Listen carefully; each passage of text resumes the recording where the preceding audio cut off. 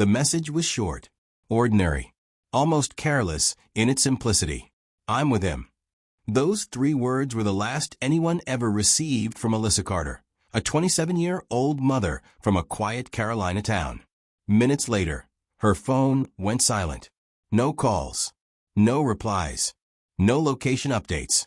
By morning, Alyssa was gone, without a trace, without witnesses, and without answers. What followed would unravel a story of trust, unresolved relationships, and a final meeting that should never have happened. Alyssa was known by friends as cautious, especially when it came to her past. She had learned the hard way. A few years earlier, she had separated from Marcus Reed, the father of her 2-year-old son. Their relationship had been volatile, marked by arguments, breakups, reconciliations, and long stretches of silence. Though they were no longer together, Marcus remained in her life through their child, and that connection made clean separation impossible. Despite everything, Alyssa tried to co-parent peacefully. She wanted stability for her son. She wanted normalcy. Friends say she believed people could change, especially someone tied to her child. On the evening she disappeared, Alyssa told her sister she was stepping out briefly. Marcus had reached out earlier that day, asking to talk face-to-face. He claimed it was about their son, scheduling, finances, and moving forward like adults. Alyssa hesitated. She had canceled similar meetings before, but this time she agreed. She dressed casually. No overnight bag. No makeup touch-ups. No signs she expected anything other than a short conversation. Before leaving, she texted her sister, "Meeting Marcus. Back soon." Later, at 8:42 p.m., another message arrived. "I'm with him." That was the final digital footprint Alyssa ever left behind. When Alyssa didn't return that night, her sister wasn't immediately alarmed. Delays happened. Conversations ran long. But by midnight, concern set in. Calls went unanswered. Texts remained undelivered. By morning, panic replaced patience. Alyssa never missed work. She never ignored her child. And she never disappeared without telling someone. The family contacted police before noon. At first, officers treated it as a missing adult case. Alyssa had no history of running away. No mental health crises. No financial troubles. Her bank account remained untouched. Her social media showed no unusual activity. Her car, a silver sedan, was still parked outside her apartment, meaning she hadn't driven to meet Marcus. That detail changed everything. If Alyssa didn't drive, how did she get there? Investigators soon learned Marcus had picked her up. When questioned, Marcus admitted he met Alyssa that evening. According to him, they talked inside his car, parked near a secluded lot close to his residence. He claimed the conversation became heated, but insisted Alyssa exited the vehicle on her own and walked away. He said he didn't know where she went after that. But his timeline didn't add up. Phone records showed Alyssa's final text, "I'm with him," was sent while her phone was connected to a tower near Marcus's location. Minutes later, her phone powered off completely. Not dead. Powered off. Friends found that detail chilling. Alyssa never turned her phone off voluntarily, especially not while out at night, meeting someone she didn't fully trust. Police searched the area Marcus described. There were no witnesses, no surveillance cameras, no footprints, no signs of a struggle. The night air had erased whatever happened there. Marcus consented to a search of his car. Nothing obvious appeared. No blood. No torn fabric. Nothing investigators could immediately act on. But suspicion lingered.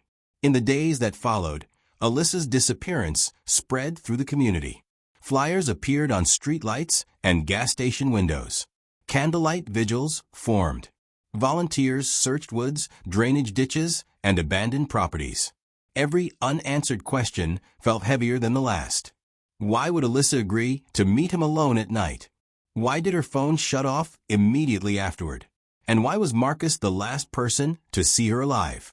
As the case gained attention, more details about Alyssa and Marcus's past surfaced. Friends revealed previous incidents of controlling behavior, arguments over custody, heated text exchanges. One former neighbor claimed police had been called to their apartment during a dispute months earlier, though no charges were filed.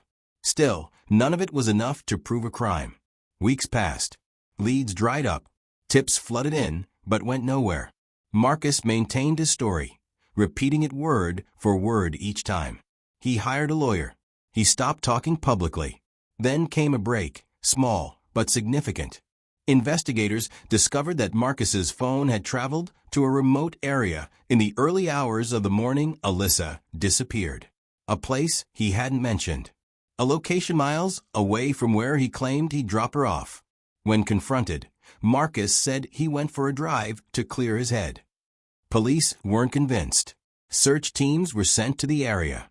Cadaver dogs alerted near a wooded trail, but no remains were found. Soil samples were taken. Nothing conclusive came back. Still, the case shifted.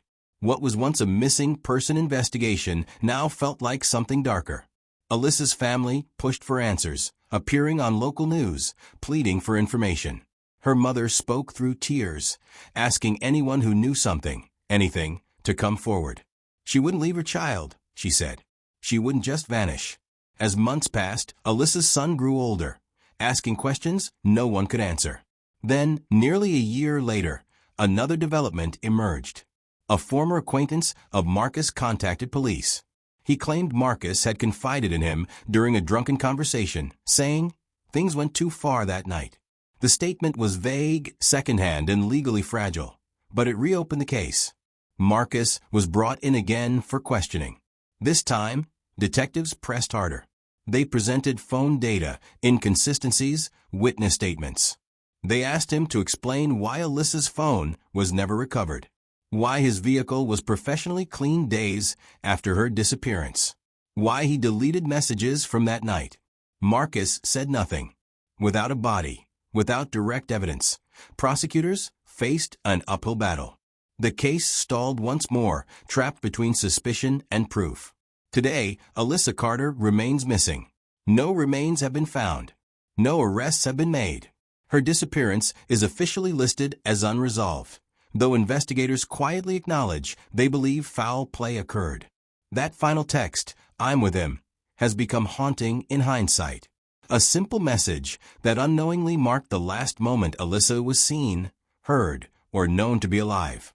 It is a reminder of how quickly trust can become danger, how ordinary decisions can lead to irreversible outcomes, and how some stories end not with answers, but with silence.